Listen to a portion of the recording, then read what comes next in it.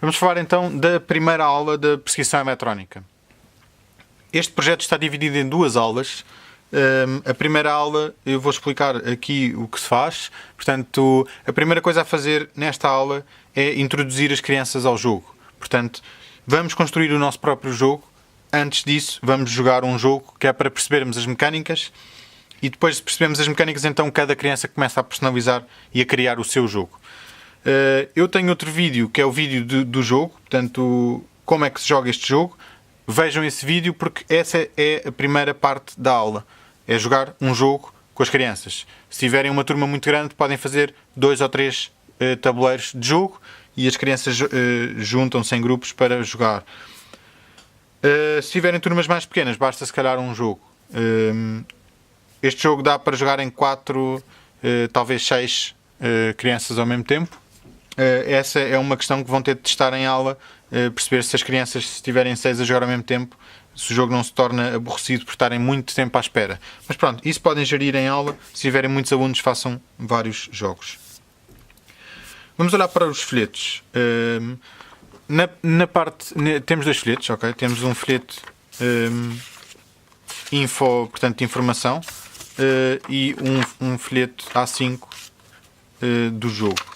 Vamos olhar primeiro para este. Este folheto, portanto, quem inventou os componentes? Temos todos os componentes que vamos utilizar neste jogo e temos depois os inventores destes componentes, que são precisamente os nomes das cartas que nós temos, ok? Portanto, estas cartas de jogo, e vocês, se já viram o jogo, o vídeo do jogo, sabem o que estas cartas significam. Temos aqui estes nomes todos que estão, portanto, aqui, por exemplo, eu tenho aqui o Nakamura. Portanto, este senhor é esta carta. Nakamura foi um dos inventores do LED azul e a carta do Nakamura tem aqui um LED azul. Portanto, estes são os inventores dos componentes, estas são as cartas que têm os nomes dos inventores dos componentes. E na parte de trás os outros 3 que faltam. Portanto, temos aqui os 9 inventores. E depois temos o outro folheto, e o folheto do jogo, o folheto da perseguição eletrónica. Este folheto tem na parte da frente as peças e na parte de trás as regras. Esta parte de trás eu falo no vídeo do jogo, no vídeo em que joguei contra o Mihail. Portanto, podem ter aqui por escrito aquilo que eu explico em vídeo na simulação do jogo. Portanto, depois de jogarem com as crianças, vamos dar então o material às crianças para elas personalizarem o seu próprio jogo. Temos o anexo A5, cada criança vai ter um. Portanto, este é um anexo do tabuleiro, não é? De jogo, onde vão estar as cartas objetivo viradas para baixo e o depósito dos componentes. E é totalmente personalizável. Portanto, podemos pintar.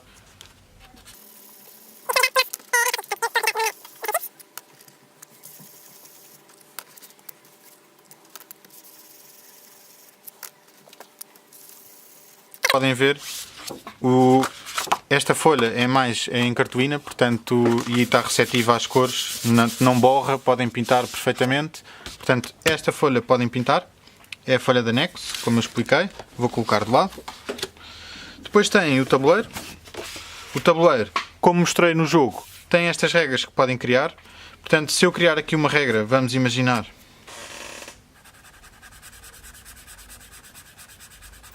Portanto, eu pintei o círculo de azul e depois a minha regra é escolhe um jogador e troca a carta com ele. Portanto, eu criei esta regra. Escolhe um jogador e troca a carta com ele. Portanto, aquela carta de início de jogo, escolhe aquele jogador, imaginemos, e troca a carta com ele. E agora, no tabuleiro, onde é que eu tenho de calhar para escolher isto? E vou, por exemplo, criar aqui essa regra. Pode ser aqui também. Aqui. Pode ser aqui também. Portanto, eu já criei uma regra minha. Portanto, estes 4 sítios é esta regra que funciona. Portanto, da mesma maneira, quando calhamos nos outros sítios e vemos ver aqui as regras o que é que temos de fazer, esta é a minha regra. Quando um jogador calha aqui, pode trocar com outro jogador a sua carta. Portanto, é assim que se personaliza o tabuleiro. E para as crianças que têm mais criatividade e vontade de criar o seu próprio jogo, temos um tabuleiro em branco, como podem ver, com as regras bases aqui em baixo, portanto, os componentes e o máximo dos 5 componentes por criança, e a lista de regras totalmente livre. Entre cada patamar não temos qualquer escada, portanto, no outro tabuleiro podemos ver aqui, por exemplo, aqui temos um sítio onde podemos mudar de patamar, aqui, e aqui também, e aqui. Portanto, neste tabuleiro não temos nada dessas restrições, portanto, podemos criar as passagens que quisermos, onde quisermos, portanto, é totalmente livre. Portanto, esta é a personalização que é feita depois do jogo, depois de jogarmos no início da aula. Por fim, temos também estas cartas. Estas são as cartas. A parte de trás é igual em todas e tem de ser igual em todas. Porque se eu pintar esta carta de azul e esta de vermelho, eu depois vou saber que a azul é deste senhor e a vermelha é deste senhor. Portanto, na verdade, eu não posso estar a pintar a parte de trás, senão depois, quando tirar no início do jogo uma carta, já vou saber que carta é que é. Portanto, a parte de trás não é personalizável, não se pode pintar. A parte da frente não foi feita com esse objetivo, mas se as crianças quiserem, podem pintar. Portanto, não tem mal nenhum eu chegar a esta carta e pintá-la. Mas não foi feita com esse objetivo, até porque podem ver que a tinta vai demorar mais a secar. Portanto, neste momento esta tinta ainda não secou, eu vou ter de deixar esta tinta secar. Portanto, estas cartas não estão feitas para serem pintadas. Por fim, ainda tenho estes 2 MDFs, que é onde colocamos as breadboards. Mas na primeira aula as crianças não vão ter os componentes todos, vão ter apenas estes componentes personalizáveis e podemos pintar estes MDFs, que são os MDFs que as crianças vão levar. Portanto, cada criança leva 2 MDFs destes para casa e podem pintá-los nesta aula como quiserem.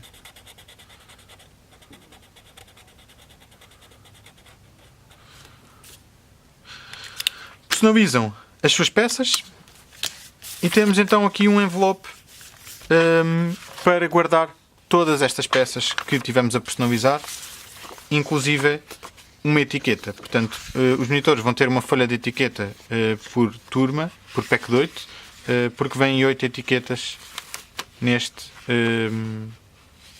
folha. Cada criança tem uma etiqueta destas. Okay? Esta etiqueta as crianças vão colar, por exemplo, aqui, e vão pintar e dar o nome delas, por exemplo,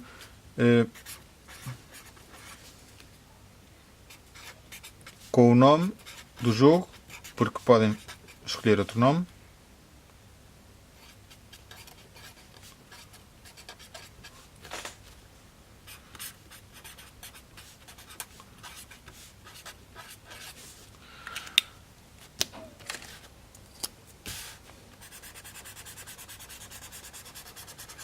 Eu já personalizei o meu envelope e agora vou abrir o envelope e colocar aqui os meus desenhos para guardar e para continuar o meu jogo na próxima aula. Portanto, coloco tudo aqui dentro, inclusive os 2 flyers.